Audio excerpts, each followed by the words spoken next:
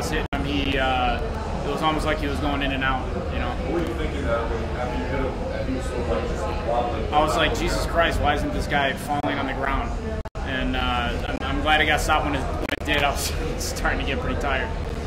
It looked like you tried to shake out your arms a little bit, just for a moment though, but were you starting to, you know, fill up a little bit? Yeah, a little bit, man. I was attacking and almost punched myself out there for a second.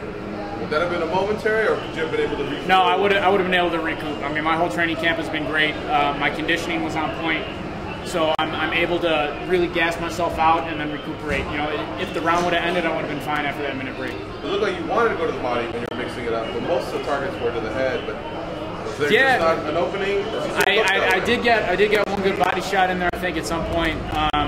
But I mean, when you see blood like that, you got to attack, and I felt like every punch I threw, I was like, okay, one more and he'll go down. Okay, one more and he'll go down. And, you know, he's got a lot of heart, man. I got to tip my hat to him. What were you saying afterwards when you were yelling after you beat him? I think you did a number 3 or something. What were you saying? Yeah, you know, well, before the fight, there was, you know, he was talking a lot. So I just wanted to cement that, you know, that's my spot right now where I'm at, and I'm not going anywhere. In the rankings? In the rankings. Number 3 right now. Where do you see the next logical move, considering where things are at? I don't know, man. I'm not even thinking about that right now, Aaron. It was a really long, hard camp, being away from my family and everything.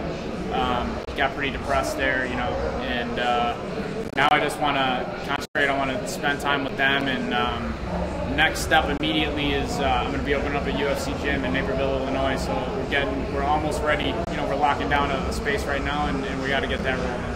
How did that come about? Did you approach It's something. them? No, I didn't approach them. It's something that's kind of been on my radar. You know, after I found out that they were opening the gyms all over, I went and met with one of the owners in Chicago, and then got the contact info for the team here. And we've been talking about it for a while now, but now it's starting to come together. You mentioned you were depressed.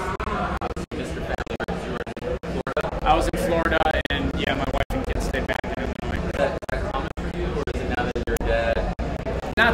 It's not too common. I mean, I've done it twice so far. In the first camp, I missed my son's first steps. You know, they were back here in Chicago. I was in Florida. The second one, I left early, came back for like a week for my son's second birthday, and then had to go back again. But it's tough, man. You know, I need that release from my family after the gym. You know, going back to an empty apartment, it was just depressing every day. It's a possibility, or maybe see if I can bring them, but it's hard with a toddler. And you know, I usually drive down, so try to keep him in the car for 24 hours as next to possible. Did you do anything to facilitate you doing anything in your camp there, or that's just a separate business thing? I mean, if I'm home, I'll definitely, you know, it's going to be easy for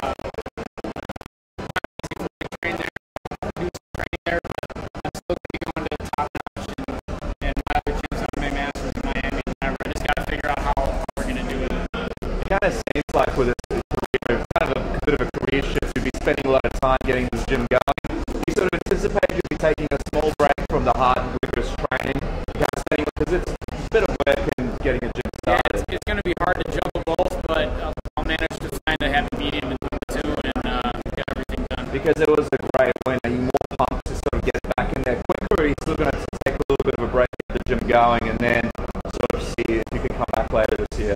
I'm going to take a little bit of a break. I sprained my neck in camp like the second to last week, and like it just started feeling better towards the end. Now I'm feeling it's getting real stiff again. So I'm going to get that taken. The neck, I don't like messing around with neck stuff, so I'm going to get that taken care of, and hopefully everything's all right. How did you sprain it? In conditioning, we're kind of doing like fight simulations, takedowns against the wall. I was in on a single leg on someone, and he was stuffing my head real good, and for some reason I lost my balance. I fell to my butt, and he came down on top of my head, so it kind of all compressed, and I just felt a bunch of cracking right at the base of my skull. Do you consider pulling out? Was it that bad?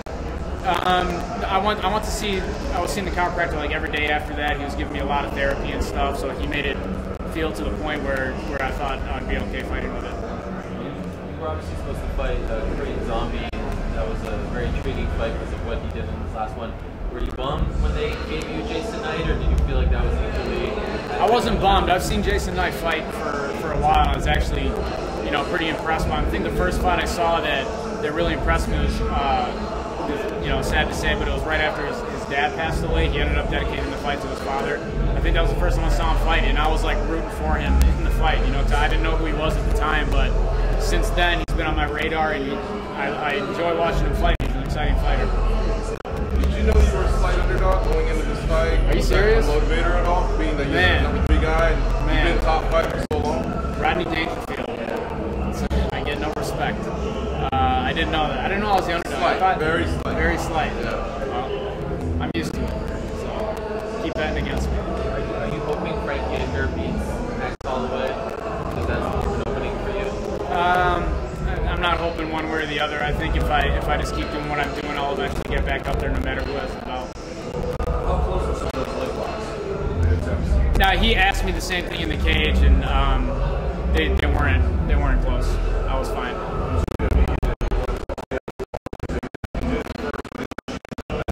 Yeah, he read post guard very well. So like I said, he's real nimble with his legs, and I just had to be patient in there and not try and pull out the rubber guard, because that's the one thing you don't want to do. So I kept him stacked. I kept putting pressure on his head. I moved to the cage. I put his head against the cage, put my forehead into his chin, and was just putting a lot of pressure to make it uncomfortable for him. So hopefully he would let go of the rubber guard. He didn't. So at some point when I felt a little bit of space, I pulled out of it.